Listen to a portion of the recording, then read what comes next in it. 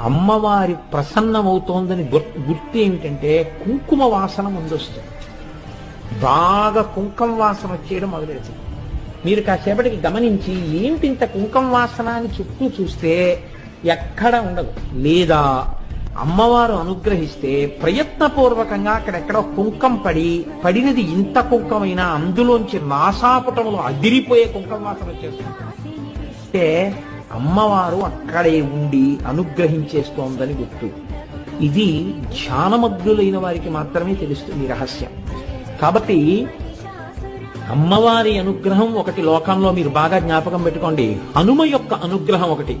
ఈ రెండు చాలా తొందరగా వచ్చేస్తాయండి, చాలా తొందరగా కనపడతాయి. ఎక్కువ సమయం పట్టదు, చాలా తొందరగా అమ్మవారు అనుగ్రహించేస్తుంది. తల్లే అమ్మ